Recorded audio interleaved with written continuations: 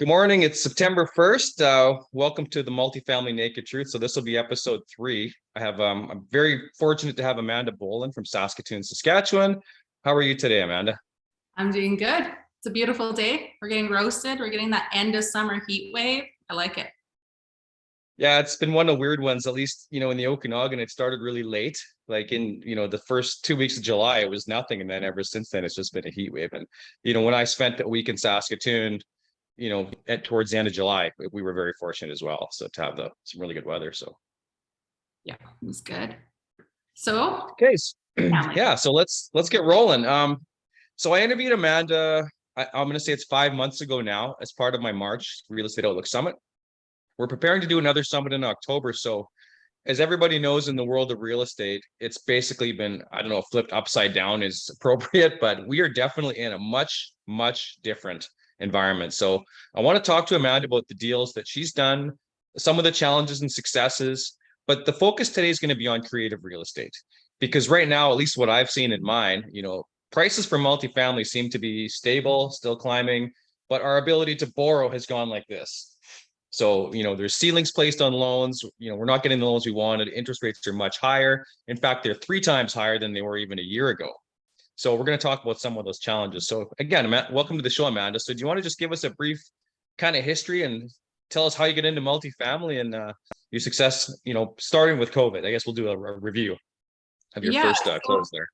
We were flipping. I guess we got the idea in 2016 to get into multifamily. But like a lot of things, it takes a long time to get the wheel rolling, or maybe even the confidence to take that step forward. And so we had a series of events that pushed us into real estate investing. And then as we were working on our mindset and, learning and studying, my husband and I, we just came to the point where we're like, why not now? Like, why are we waiting to some time in the future? And so we just flipped. We were doing some flipping and we just flipped right into multifamily and just made a pivot and just said, if we could figure out flipping, we can figure out multifamily. And so by, linking arms with people that were successful and getting into those circles in the multifamily space and really just analyzing how they're doing it, we stepped forward. So we wound up closing on our first building April 1st of 2020. We'd pulled conditions just before the world went haywire. And we did a whole creative deal on that first multifamily deal. It was a 12 unit in a great area in Saskatoon. And it has been the perfect building, I guess, to have to start your journey and learn. So it's been quite an experience. So we've done that, and since I picked up another 12 units as well. And we are actively looking for more, but right now we haven't tied up anything quite yet. So what are you finding I'll just kind of skip forward for a second here. What is the multifamily market like in Saskatoon right now? What's it like to try to find a building as compared to a couple of years ago? It's different. It was already active a couple of years ago. It was busy, I know yourself, your partners, same thing. We're all going after those same buildings at the time. And so it's always competitive. I feel like that doesn't really change, but it seems like it's gotten to a new level. So where instead of competing with a lot of locals, maybe people Western, we're dealing with a lot of, further out, like BC and Ontario, people coming in to invest as well, which is a good sign. But it's completely changed, I guess, in terms of it seems like there's some cap rate suppression that doesn't quite make sense to the lending environment, and possible return. So it's red hot on the buying, or for the sellers, I suppose. So it makes it a little more tricky on the buying side. Yeah, and especially conventionally, when you have these buildings that are on, on MLS, well, I'll use the example that just came up. We actually just bid on 36 units. So this is near, I don't know the area. You could maybe tell me more, by Market Mall in Saskatoon. So it was 36 units, 2 beautiful 18 plexes, but the area is prone to flooding. There was a massive flood in Saskatoon. I believe it was June 22nd or June. It was somewhere in June there. That basically the whole area flooded. The building I had that was less than a block away also flooded, but I had already sold it at that point. So basically, to make a long story short, the basement unit of both these buildings was completely, flooded. And now it's uninhabitable. It's been stripped down. So out of the 36 units, there's 12 units that are uninhabitable. And the owners didn't fix it. They decided to sell it as is. Not only that, they asked full market value of $120,000 a door. Get that. Including and third, sorry? Including those 12 doors that are not occupiable. Yeah. So looking at this, okay. So first of all, the challenges, right? You can't get CMHC financing right away because you don't have the income. Second of all, you got to spend all the money to actually renovate the unit and lease it up. And I know the rental market, we'll get into the rental market in a bit in Saskatoon. It's very strong right now. But you have all this. I'm always thinking, if I'm going to sell my car, I'm going to wash it first. If I'm going to list something for sale, I'm going to take care of the warts.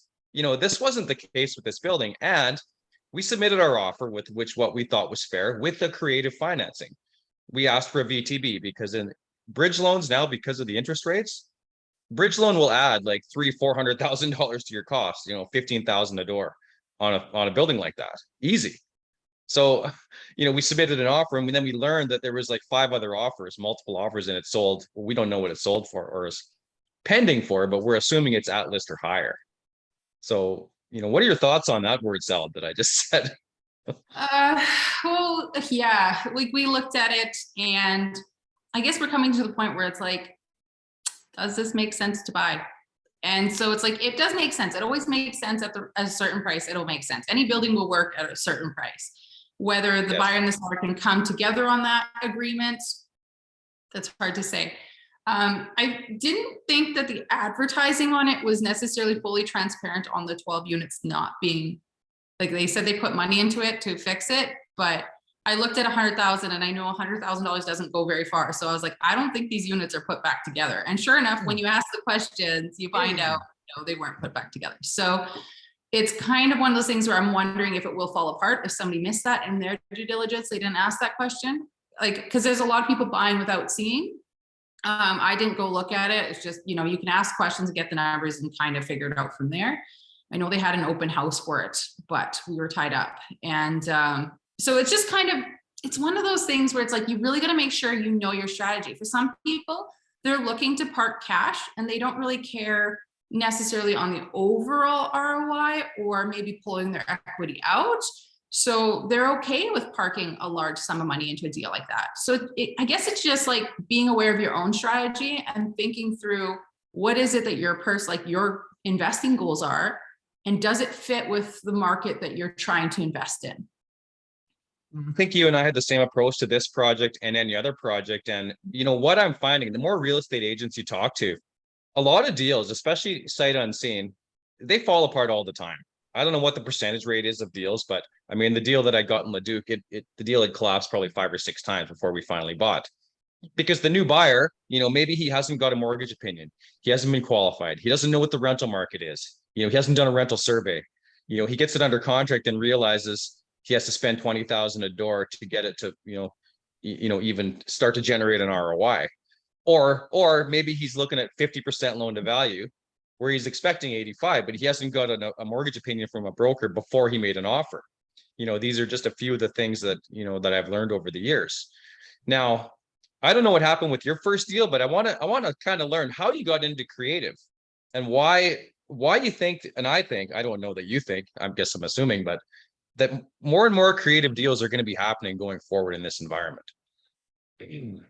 I think, I was open to creative, I'd read about it, until you do it, it's kind of hard to understand it. And you're like, why would you bother? You just go to a bank. But when you realize that a bank is really just another lender, you could consider it a private lender, but it's, it's a bank, but essentially it's still a loan. So once you kind of get past that hurdle of this being weird, it becomes a lot more normal and you actually start to realize the benefits. So you talked about the cost of hard money or even conventional lending short term. There's a lot of fees and stuff. You might have some big penalties to refinance early if you want to refinance sooner than later on a construction.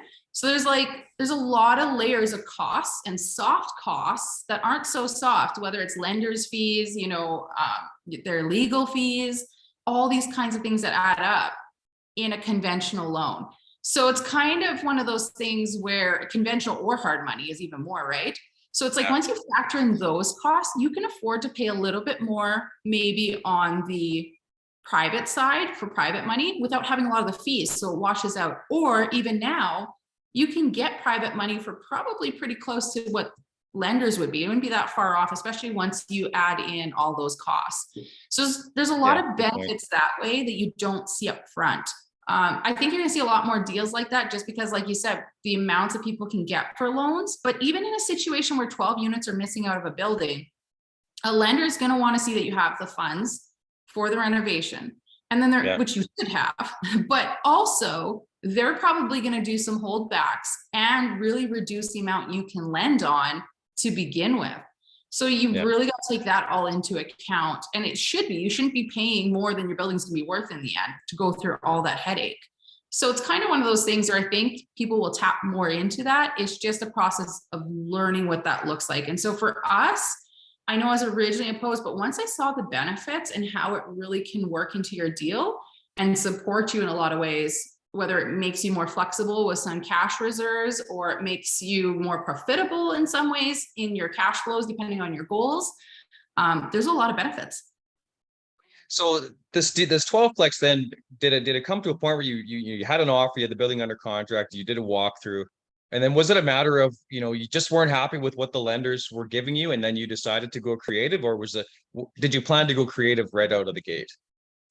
So we planned to partner up on that first building. And so we had somebody even before I placed an offer that was interested in coming alongside and going in on the building. And then after we got out of the contract, they weren't prepared yet to take that step forward. And something that I didn't realize is that you needed to have the capital ready to go to start your funding process, not at the closing table, like at the beginning. And so for us, we were like, we have some grain in the bin. And we got some other stuff that's going to be ready soon and we're going to sell it by the time we close. And that's naivety in the sense we just didn't know. You don't know what you don't know. And so the broker was basically like, yeah, no. So then I was like, okay. So I hung up the phone. I was a little bit like, oh my gosh, what are we going to do? Like, we have to shuffle some stuff really quickly, sell it, get things rolling, get the cash. But I'm like, we're still like 2-3 weeks away from having cash to start the lending process. And we were already, I think, 2 weeks in because we hadn't put a ticker on our due diligence that it starts once we get everything, right? So it's like one of those things where it's like another 2 weeks in commercial lending, like, okay, so like how much further down the road are we going to be? So I kind of hung up the phone. I felt like the deal had fallen apart before we even started. And then my brain went, if they'll accept partner capital, would they accept a VTB as the down payment allotment? And so I had already talked to the sellers a bit, broached the subject. So it wasn't like out of the blue that I came to them. I hadn't asked for it yet. So I just simply formally talked to them about it and requested a VTB, and they agreed to it. And I got them to sign kind of a commitment letter, like just a general term sheet, not a commitment letter, just like this is what we're going to do. Yeah. And so I presented that to the broker and it was go time. They were happy with that. So we proceeded with that. Obviously, we still got our ducks in a row for closing. And so by the time I think we pushed through, we didn't think we'd be able to use the whole VTB alongside of the lending, because we were basically told that you can't do that. You can't finance a loan to the maximum amount, basically. And so we were just kind of pushing it along and we'll figure it out by the time we close. And so our partners kind of decided that the deal that we were approaching was too big. Like, it was a 7-figure deal, which for us, we were looking at like 6s and 8s before because of our mindset. But when this deal came up, it just made sense to move forward. So that was kind of one of the things that we used the VTB in order to proceed on the conventional loan. So it kind of pushed us into it. And then after doing it, we're like, why wouldn't you do this all the time? So do you have is it a blend? Do you have a CMHC loan and then a VTB on top of that? So you basically, you had to go to CMHC to get permission to put the VTB on top of it, correct? Like, you couldn't just go ahead and do it. No, so it all went through the broker, all went through CMHC. So we got an 85% loan to value through CMHC, and then we got 13.5% from the sellers. So a total. So doing the math in my head, that's almost 100% financing. Yeah. And CMHC was okay with that. They're good. The big thing is it has to cash flow. So your terms have to make sense on your loan amount. So we did interest only. We also requested a 5-year VTB, so we aren't rushed to replace those funds. So it literally goes the same length of time as our CMHC loan. So it's almost like a pari passu. Like if I go to the lender and want to increase my loan, as long as my debt service coverage ratio DSCR of 1.2 or 1.3 still fits, which is your net operating income divided by your yearly mortgage payments to give you that cushion, then in theory you can leverage up as high as as cash flow is allowable. And that's exactly what you've done in this case. Yes. Yeah. We didn't expect it. Like I said, we were just kind of pushing towards the end. We had some potential ways that we were going to work it, but we could not believe it when it actually went through just as it was. So basically, if this building goes up in value by 10%, which it probably has, that's over 1,000% ROI. Yeah. Well done. Okay. Yeah. You gotta take into account your acquisition costs, your inspections, but I mean, that costed more than the actual down payment, which was like, all in, it was easier to buy the building than a rental bungalow. So it's kind of fun. Yeah, I mean, that's that J curve with multifamily, because you go down first. Most multis, you're going to buy a 20-plex, you're spending 50 grand. By the time you do your reports, by the time you do your legal, by the time you paid for your broker, by the time you paid for your lender's legal, this was the biggest distinction with multifamily. Yeah. Heavily on transaction buying and selling. So, the J goes down, and then probably after the first year or two, maybe you broke even. In the boom times, I mean, you could do a good return in 5 years. Now it's more like 10, at least in my experience. And that was when rates were like, 3.5 conventional, 2 CMHC. We're now at a point where we're 4 CMHC, 5.5 to 6 conventional. Yeah. So I think expectations are perhaps going to have to be tempered a bit going forward. Definitely. And I think that's something to be aware of. So it's just, especially if you're partnering up, to be very aware of what this all actually means. Like, does this affect what you can offer? Like, don't overpromise to people who are partnering or walking alongside of you. And it's always be conservative. And, we're like, best case scenario, you were too conservative and it turns out to be way better. But you can't plan for interest rates. I was fortunate enough when we bought that building, we had originally ran the numbers at 4.5%. And that was just kind of like, okay, that's normal. And then it was almost like 6 months later, a lot of the multifamily world forgot 4.5% was cheap. So then then it became appalling for people to even think of 4.5%, 5%, even though that was such a short window that we had of those 1.5, 2.5 range, 3% range interest rates. Like, that's not normal at all. It was fun. I'm dating myself a bit here, but when I bought my first investment property in 2000, I was paying 8%. My first commercial loan was like 6.5. 5.5 was normal. So, in the last 20 years, especially in the last 10, I think we've become, I wouldn't say addicted to it, we've become accustomed to these low rates. And, you talk to people that have been around, and now we're just going back to where we historically should have always been. Right. Yeah. Yeah. I think that's so important to talk about the historics. Like, if you're in a situation that seems abnormal, make sure to look back 10 years, 15 years, like what it has been actually normal. Yeah, so I want to talk about what's been happening to me today, because I mentioned, the price per door, like during the pandemic, okay, price per door of residential went like this.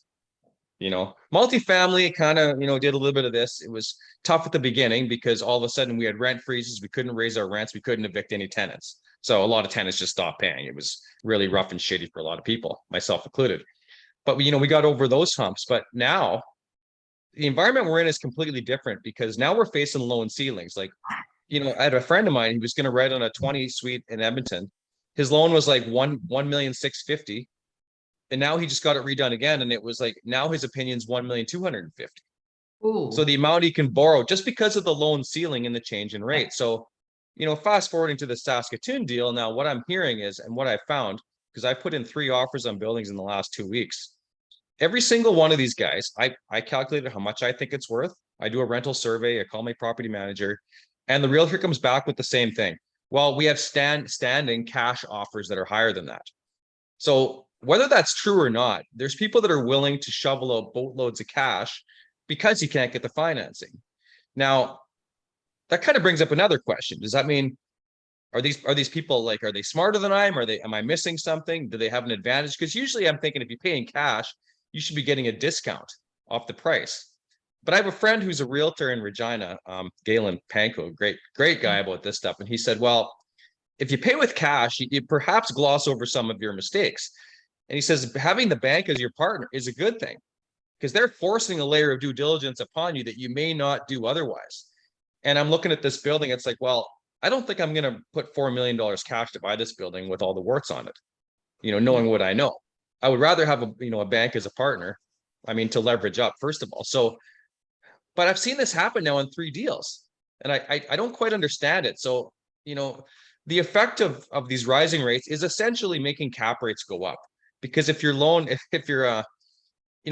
ceilings are going down, the amount you can borrow is going down, and you sort of reverse calculate that on what you could have borrowed 6 months ago on 75, 85 loan to value, it's essentially as if the cap rate has gone from 5 to 6.5. You know what I mean? So It should. It what's should. that? It Yeah, should. well, exactly. So this is where I'm kind of like, where is the market going? I know, areas in demand like Saskatoon, Edmonton, multifamily is not going away, and No. these older buildings, another thing that people have to realize now is there's an economic life to these projects. I mean, most of the buildings I own are 40 years old. When you do the appraisal, they may not want to give you a 50-year amortization with MLI Select, right? Maybe newer is going to be the way forward. So what kind of buildings are you looking at right now, Amanda? Like, are you targeting a certain demographic? Are you looking at 12 plexes, 24 plexes, or basically just waiting for the right opportunity to jump in? Yeah, like we want to move up in building size because you can really see the economics and how things work in scale. Yeah. Like it's just some things that just wash out between more doors. It's the scale of economy with multifamily. So yes, we would take a 12 unit. We wouldn't really take anything less unless it was just so dynamite that it was like, oh, okay. It takes the same amount of effort to acquire it. So it's kind of one of those things where it's like you want the bigger projects. That's why that one property, the 36 units, was appealing. It was just like, oh, well, it's all in one little spot. That'd be perfect. Yeah. But yeah, like the And economics. there's very few of those 50+ unit buildings that come up for sale. Yeah. And when they do, they're very well sought after. They're gone. Yeah. So that's one of the big ones. We want something not older than probably the 70s at this point. Same thing for the reason of the economic life. Like we want to hold it for a cycle. I wouldn't say forever, but it's kind of one of those things where you need to have a decent amount of economic life that you're not having major issues. We have 2 very different products. Our building in the city is really awesome. It's concrete, it's brick, it's solid, it's not going anywhere. The other one that we have, the 12 units, they are also, they're completely different. It's a newer product. It's, 95 and 2006 respectively. So, I mean, it's very modern comparatively. And so you can really see the difference in how those 2 products operate, having them side by side. And so it's kind of one of the things that's just driven home. It's like, it's a quality building, the older one. However, it just doesn't do it quite like the new one does.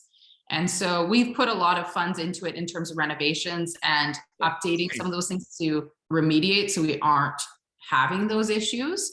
Like the first year we had like dripping everything constantly. Like it was just something every constant, right? So it was just like upgrade that, get it done when you're renovating, and then it's settled out. So now that's not a thing, but it's just to be aware of how does the old stuff operate versus the new. Like I see people running their R&M for $50 a door per month on old buildings. I'm like, well, that's kind of a pipe dream.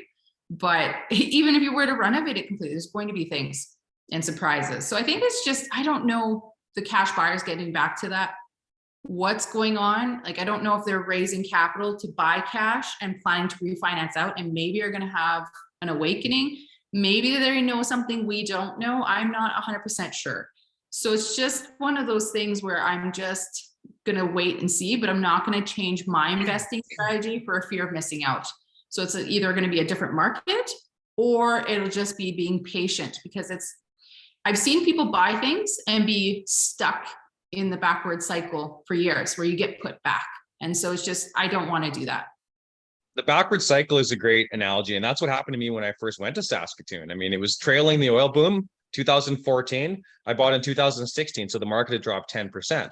Rents had dropped from 1250 to 1050. I'm like, I'm a genius. I can't lose here. So I went and loaded up. I bought 3 buildings only to find out that it was just the start of the correction, and the rents then went down as low as like 800. So you mentioned R&M, and I love that figure. I know most lenders use 850 per unit per door, even if it's renovated. I think some of you even use 1,000, on an older building.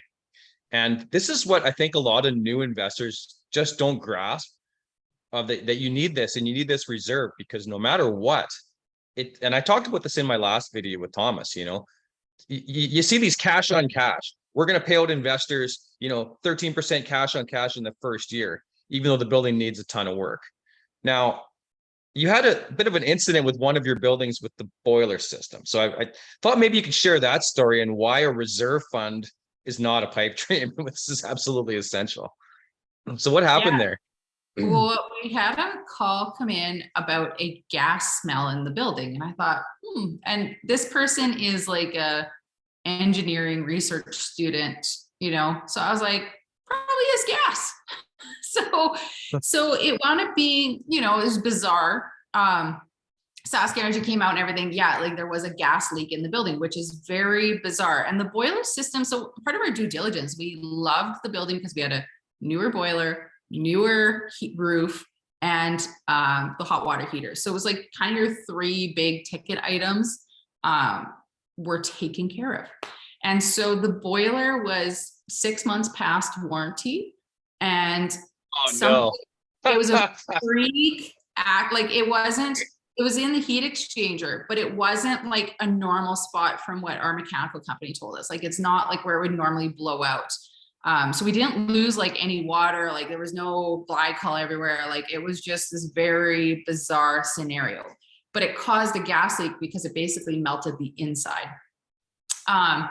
And so fortunately nobody was hurt, no fire, like it somehow, like everything was like best case scenario, but we had a boiler completely essentially melt down from the inside out. And just to repair it, it's like, it would have been repairable, but COVID and parts and just the never ending problems that we've had for supply chain issues.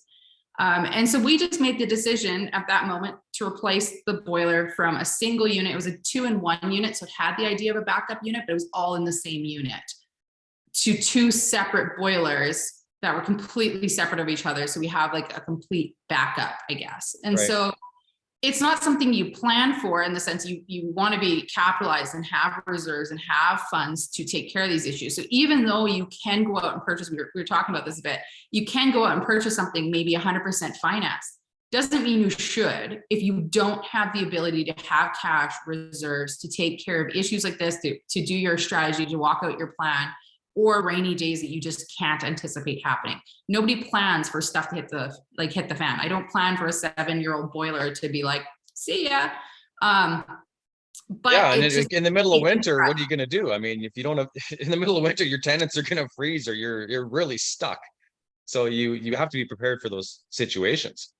Yeah, and ours happened on Good Friday. So fortunately, it's the end of the year. It was very cold that for April and May here, but at the same time, it was like a perfect time. It wasn't 50 below, but it was still like, oh, gotta be kidding me. So it's kind of one of those things where, yeah, like you have to plan for these things. You don't pretend the sky is going to fall all the time, but be prepared so that if things do happen, it doesn't leave you in a bind and wondering like, oh my gosh, because there's a lot of responsibility, not just to yourself and your own capital invested or time or whatever you've put into the project, but also to the people who you are offering housing to. So your tenants, like you do have a responsibility to them too, to provide something that's proper for them as well. Yeah, I mean, on the boiler story, I hate to say, but a lot of times new stuff, it's new and improved, it's actually like pieces of shit, essentially. Like the new boiler system, like I bought a 14 suiter, the one I have on 8th Street that I took you to when I was in Saskatoon. Very similar story. The thing was brand new, replaced in 2017. They put in an undersized unit. So they had to put pumps everywhere. The thing was running at 110 capacity. It was constantly breaking down, and the previous owner had spent $50,000. So now I'm stuck in a position where now I've spent, probably 20 or 30 grand fixing this thing over the last 3 years, to having to put in a new dual stage, exactly what you're talking, and shelling out another 40 grand on top of that on a brand new boiler system on a building I just bought. Yeah. And I don't know what level of due diligence I could have discovered that when I bought. But thankfully with the reserve fund, I would have just been in serious trouble.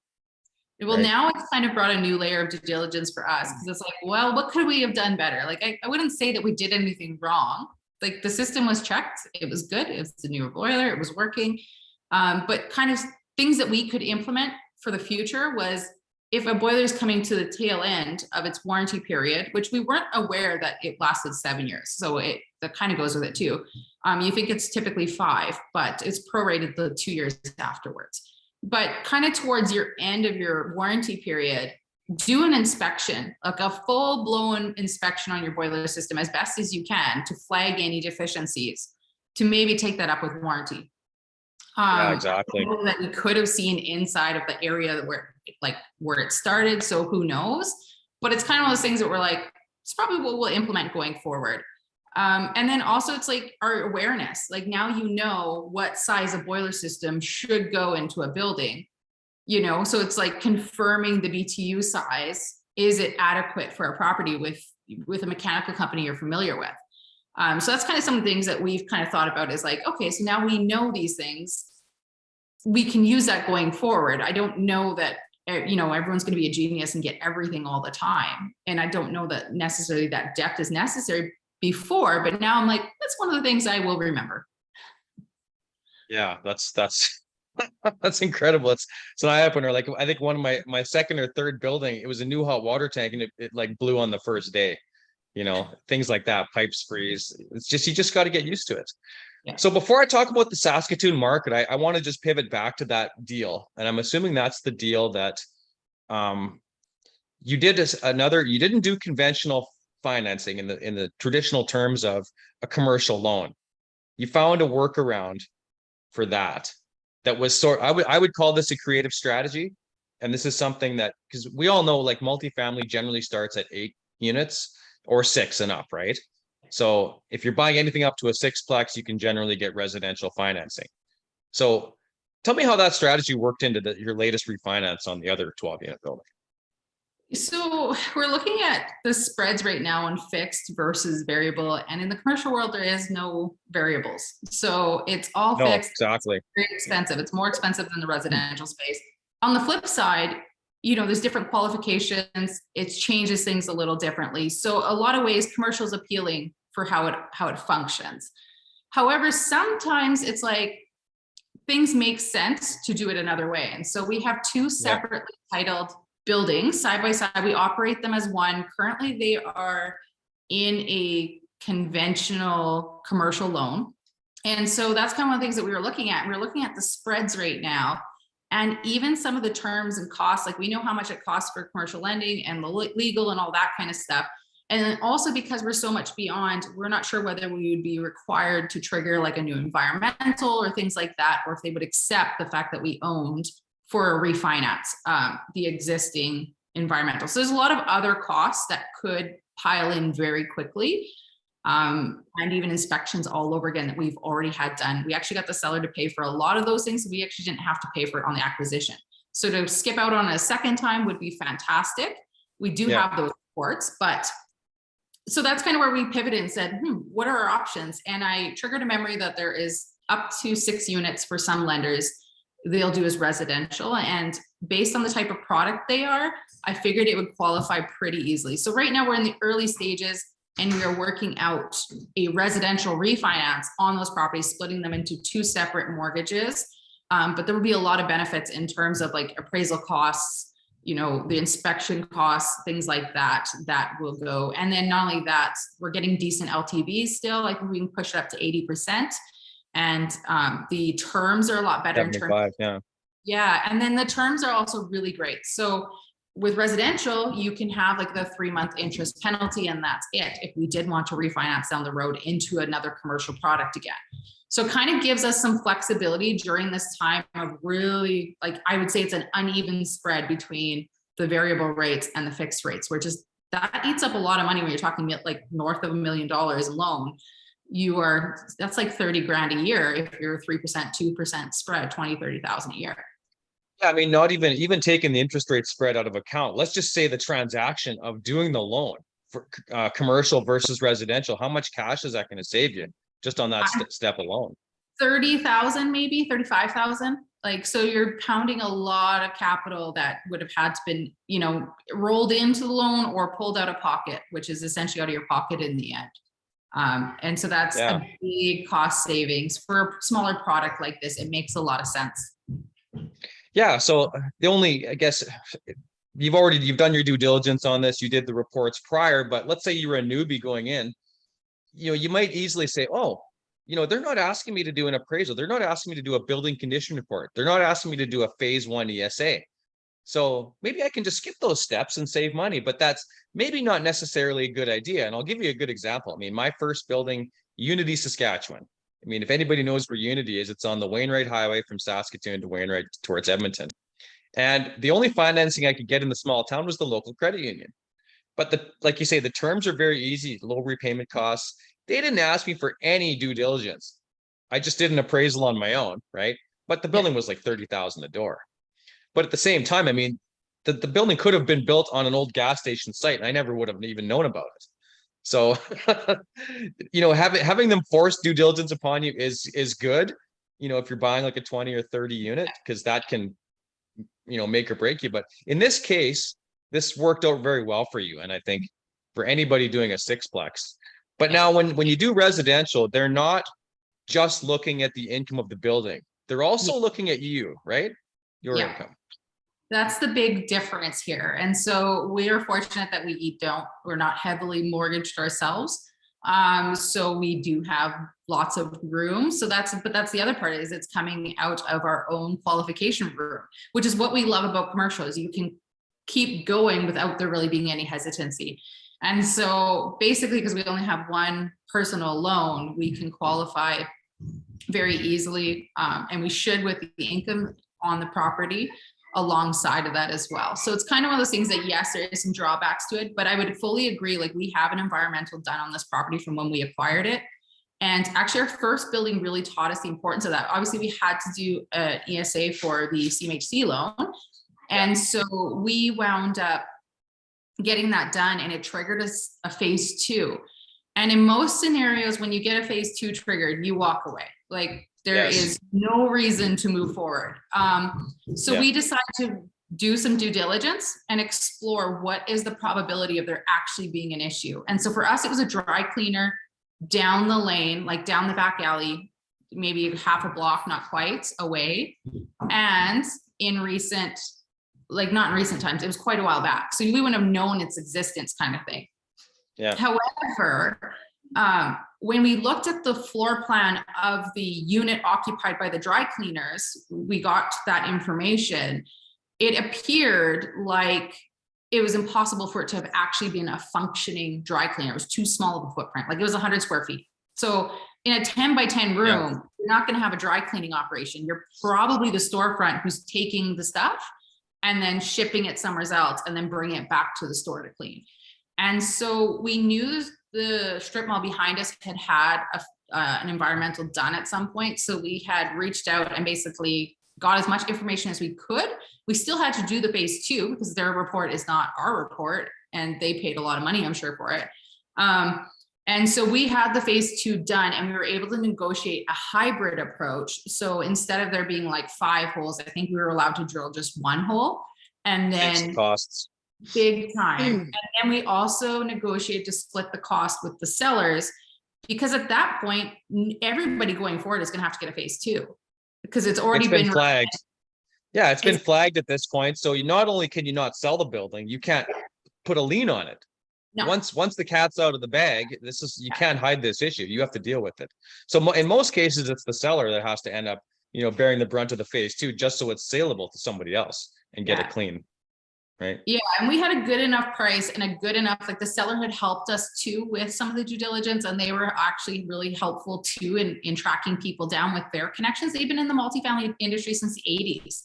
So the environmental was new to them in the sense of they knew this was something new that had come up since they last purchased a building. Like I think their last acquisition was like 05 maybe. So I mean, and they had 5 buildings at one point, but it's just one of those things that's like they were willing to walk through it with us. So we agreed to split the cost on it and move forward because for us, we were confident that it wasn't going to flag anything in the end because there was no other red flags besides that dry cleaner, which is really important to not just ignore those things. So for us, we would never buy a multifamily, I don't care where it is, without doing the environmental because we're thinking of the exit.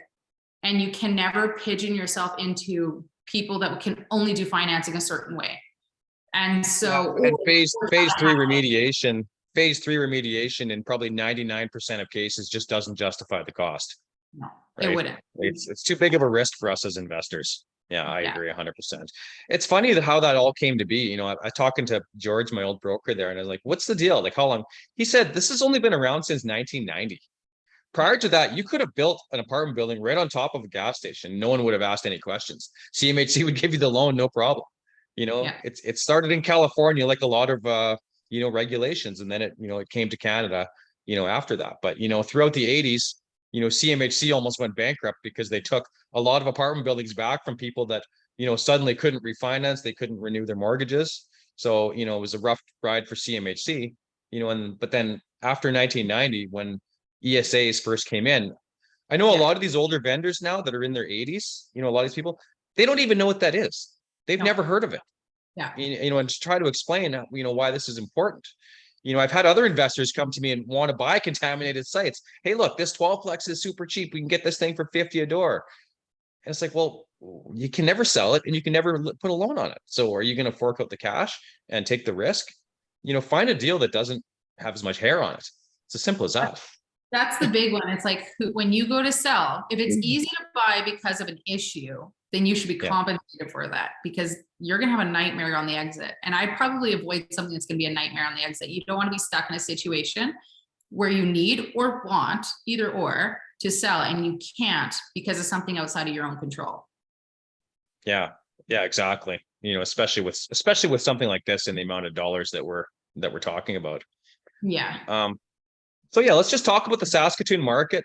Now, I started in Saskatoon in the year 2000. I mean, you can go to CMHC trends and it's always, for like 50 years, very stable rent increases. You used to be able to raise rents every 3 months. So rents have been rising, 2 to 4% a year, almost like a straight line since about 1960, with vacancy rates hovering around the 5%, sometimes as low as, 1%. I remember 2007, there was a crunch very similar to what's going on in BC. You couldn't find anything to rent. And it looks like those days are starting to come back. We went through a very rough ride. They overbuilt purpose-built multis, as you probably know, from 2012 to 2014. We had a glut of new inventory, and then, potash, uranium, oil and gas, everything hit the skids at the same time. And then, we had a vacancy rate of 20% in Saskatoon, which is like, I would expect that in maybe Fort Mac or some non-diversified town, but Saskatoon is so diversified. So, suddenly my units were renting for $10.50. All of a sudden, all my tenants were moving out and moving to these brand new buildings that had underground parking, a gym, that were previously renting for like $2,000, and now they were renting for like $1,250 or $1,100. Yeah. This happened in a span of 6 months. So, but now, at least I want to say for myself, probably in the last year, I've noticed, a big decrease in vacancy rates. I've handed out rent increases now like 3 times. The 24 suiter I have over on the east side there now, we're giving, I think it's $100, even $150 increases now. We're just playing catch up, but we're still well below 2014 rents. So this is why I feel there's still a lot of upside in Saskatoon. Are you kind of experiencing the same thing in your portfolio? Like with your rental rates, are you trying to keep your rents like slightly below market to keep occupancy, or are you driving rents as hard as you can and accepting the odd turnover? What's your rent strategy? Yeah, we're probably, because there's kind of like, I feel like there's a 2-tiered rent zone in Saskatoon. So you've got like kind of your 2 main big companies, maybe 3 of them, I guess. They seem to get, it appears in their advertising, about $100 more than what's actually normal. and doable. So, but I think that has to do with calibers and quality of tenants that they're willing to accept. So we're kind That's a of, good point. Yeah.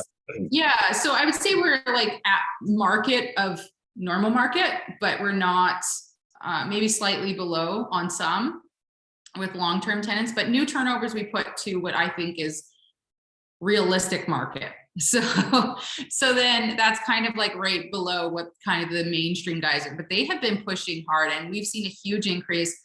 We've also seen a big reduction in vacancies. Like it was already strong the year before, like through, 2020, 2021. I think 2022 numbers are going to blow that out of the water in terms of vacancy rates. There's a lot of people having issues finding places. I don't know how many people I get calls from, like the management line will get a number just from referrals from our existing tenants looking for things for their friends, family, whoever, just to like try and find something. So we have a long waiting list, I guess. So I think we are going to see something south of 2%. I know the neighborhood, the one property was in last year was at 2.4. So I won't be surprised to see this year being in the ones for that neighborhood. And then even for the other one, same thing, south of 2% won't surprise me. Yeah, this is interesting because, my properties are managed by, Shannon Lockhart at ICR. And she says, they don't have a lot of stuff on the west side. For the people that know Saskatoon, the west side is the rougher area. We call it the Alphabet District. But in her portfolio, even encompassing those buildings, their portfolio is less than 2%. Yeah. So, I mean, the main players in town, the biggest one I've seen is obviously Main Street, Bob Dylan. He's the biggest player by far, followed by Avenue Living and Boardwalk. Now, Boardwalk's kind of slowly exited their portfolio in Saskatoon and Regina in recent years, but Avenue Living owns a lot. And what I noticed, when I drove down 22nd Street, I didn't drive down 20th, but it seems like every building there is now owned by Main Street. So it's like they've taken that entire, now whether, and that's their business model. They profit in, the harder to manage areas. They do the same thing in Edmonton, in Central McDougall, Queen Mary Park area. You see their signs everywhere. So they essentially have that market cornered. That's their business model. But I'm wondering if they're able to have enough volume in that they can turn those areas around, perhaps.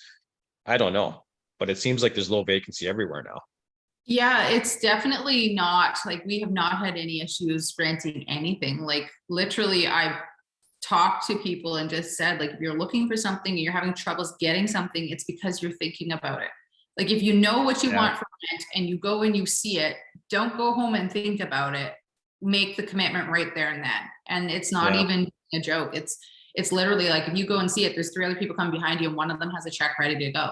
So it's just make sure you're ready to go. So I think it's going to be pretty significant. I'll be surprised if it isn't south of 2% for both of those areas with the CMHC numbers, just on our own experiences. Like we did quite a few renovations this year on a number of suites again. And same thing, they were pre-leased sometimes even 2 months before I even started, if I had lots of notice, before I even started the renovation. So, and people have already put in their deposits and hadn't even seen the suite done. They just go off of old photos and see the building and they're like, perfect, yeah, we'll take it. So I think it's kind of one of those things where it's, I don't know. And the rents have increased quite a bit. So it's definitely something we've seen, like starting in 2020. I remember looking at the numbers and 18 was kind of the bottom. 19 was the first time it leveled off and has a slight uptick. And 2020 was the first little bit of a jog up. I think it would have been more if we hadn't been, slow stalled out in the province. But 2021 was pretty strong and 2022 made 2021 look slow. Yeah, and we're having there's a lot of now out of province buyers because, people have realized, the Saskatchewan, they have the most landlord friendly laws in the whole country. I mean, we can raise rents twice a year. I mean, in Alberta, you can only raise rents once a year with 90 days notice. So for these burrs, these renovations now, that's a separate topic, doing a burr now with the existing bridge loan, environment, because you need $15,000 a door reduction just to cover your finance costs, let alone any of your upgrades. But that's a conversation for another day. But for people that are coming in, I think Saskatoon, probably Regina too, it's a perfect storm for getting in because they missed all those, like what you just said, they missed the rougher times where, you had a hard time getting any tenant in for a showing. And you were faced with a situation of, geez, do I take a tenant who's going to destroy my unit, or do I stay empty? Or I was turning over units, having to renovate, renting them out for less, having them vacate, having to renovate again and renting them out for even less, which is, I tell that to people from Ontario and BC, and they, kind of do this. And it's like, well, what do you mean? Like, and they also don't do rental surveys, which I find is interesting, because you can have a multifamily building in, let's say Barrie, Ontario. You could have 20 units. You could have, 3 of the units are $1,500. You could have some that are 600, 500, 700 because of rent control. Yeah. So you can't even properly do rental surveys for the area. But the net effect of having those really restrictive tenant laws, rent freezes, is essentially nothing to rent, because there's basically no incentive to become a landlord. And I believe that's part of the reason why the housing crisis is what it is. Now, Saskatoon, people can argue that, well, we can raise our rents to whatever we want. Yes, you can and you can't. I mean, if you and I suddenly raised our rents to $2,000, I'm sure we'd have a vacant building pretty quickly. I mean, we still have to be realistic, but now we're kind of capturing the costs, what I think that we've been, whipsawed over the past few years. And I think it's not just buyers. Like, we have a lot of tenants coming from East and West because they've been priced out of their, they've had enough. And so it's like, for a family to be able to, go to, like, let's say a student to go to school, their costs for renting a place, that's huge in their student costs. So you're seeing a lot of families relocate back this way, international immigration, research students from abroad. Like, there's so much happening right now in Saskatoon for that type of tenants coming in, that I don't see this slowing down anytime soon. I think we're in quite a crunch, even with all the new inventory coming on. It's just not meeting the needs here.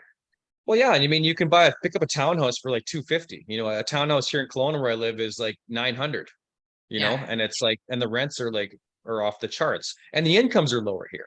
And that's the other thing too, is Saskatchewan, in Alberta, Saskatoon, if you look at the amount for the opportunity, that's why I think it's a good landing spot for immigration, because you can live for fairly cheap. You can earn money. It's business friendly environment, and I will not be surprised. I saw the 20, I think it was the 2033 or something business plan of Saskatoon planning to hit 500,000 to 500,000. Now we're in the caliber of Edmonton or Calgary. It's going in that direction if you look over the last 10 years. Circle drive. Yeah, exactly. I mean, in the early 90s, when I went to school, I'm going to date myself again. I graduated from college in 94. The NDP was in power, and basically anyone with an education was chased out of the province because there was just no opportunity. Those opportunities are coming back. We all went to Calgary. That's why, you go to a Rough Riders game and it's like half green in the stands, right? So, and, I think Scott Moe and Brad Wall before, they've done a great job, of doing that, of keeping taxes low and trying to incent businesses. I don't know if you're aware of a few of the projects now, but I mean, the Jansen project outside of Saskatoon, it's going to be the biggest project ever in Saskatchewan history. And I have a couple of friends, and they're going to restart the PA pulp mill, for example. With what's going on in potash, everything is kind of just hitting the ground running all at the same time. Are you getting that sentiment too, that the economic drivers are really starting to ramp up? Yeah, like the BHP one, like the unfortunate thing about that one is that it was slated a while ago to take off, and then they hit the brakes on that, and a lot of investors got in too early where it wasn't quite going yet. And they wound up losing their shirts in those communities where, stuff would go for 30,000 a door instead of what the new product costed, kind of thing. So that's kind of the unfortunate part, but it's now ramping up where, they are hiring, and there's a ton of labor, building here, like same thing. You can see the fallout. Like, I just went into a new construction neighborhood that I hadn't gone into since beginning of summer.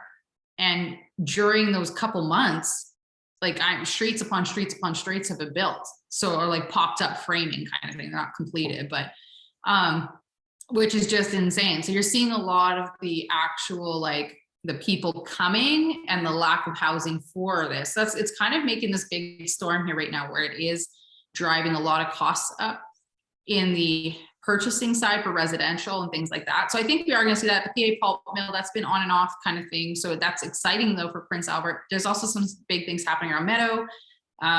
There's a lot happening right now in the province. It's not just one lane, which is nice. Resources are kind of coming up in price again. So that really helps our province economically. But it's nice to see it a little bit broader than just, a couple things. So some new projects, the BHP one being the largest investment in Saskatchewan's history, that's huge in itself. And that'll be really good for the province. That'll be good for Humboldt and that whole area, and also for Saskatoon, because we're the main hub kind of heading that way. So we're almost out of time here, but I want to just kind of ask predictions. I mean, we all hate to predict real estate because no one is good at it, and especially not me. But, we've talked about a few of the things, like maybe, cap rates moving from 5.5 to 6. Are we going to see downward pressure on prices? If you look at the Bank of Canada bond, right, we were really high in July, it was up to 3.6 CMHC loans. Then we dropped full percentage to 2.6. Right now it's trending back up again. So fixed rate mortgages appear, at least in the short term, they have not peaked. We know there's probably going to be a rate increase next week or the week after, here in Canada again for the Bank of Canada. So, price per door on apartments. Are we going to be having this conversation a year from now where stuff is selling at a 20% premium over today just because of scarcity? And, investors like you and I are still going to be looking, or is the conversation going to change? Is it, or is there going to be downward pressure on prices? I mean, what are your thoughts?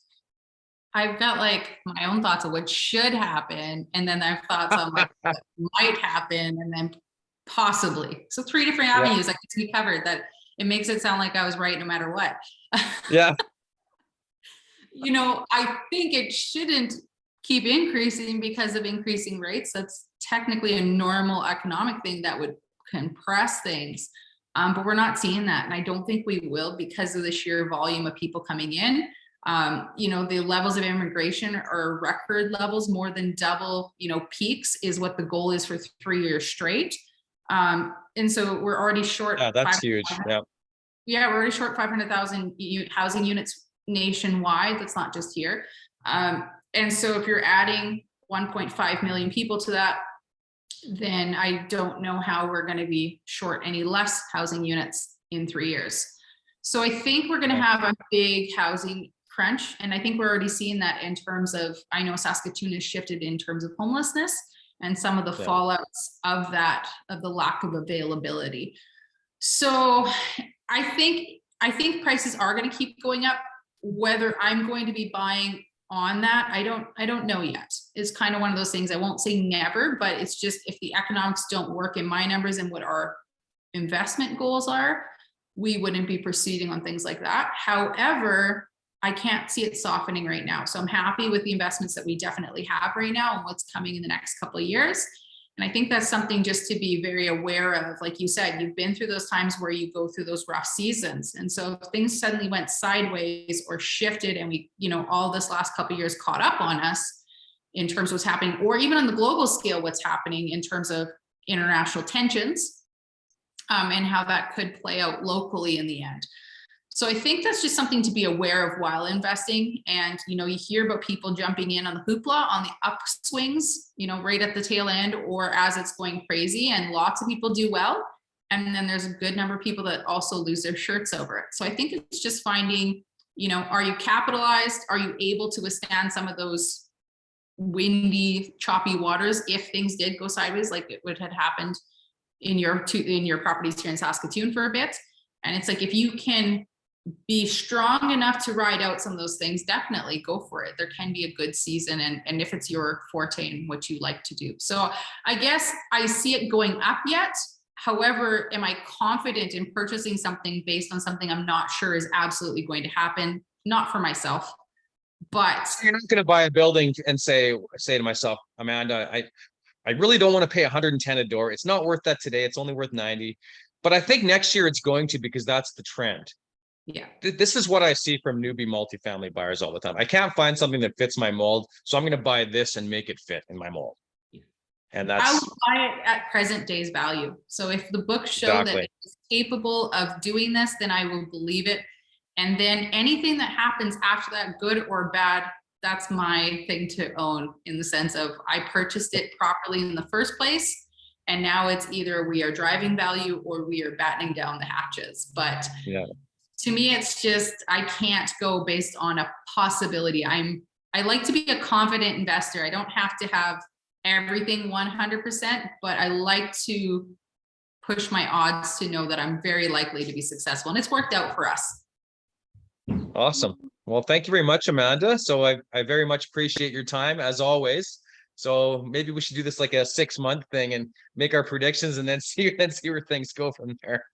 The biannual, we'll look back and go, oh, man. Or Fabulous. Okay, Well, yes. enjoy the last little bit of summer and enjoy the upcoming Labor Day long weekend. I know you're very busy kids and you got school and stuff coming up, but Yep. yeah, all the best. We'll talk to you again soon. Okay, excellent. Well, thank you so much, Corey. Thank you.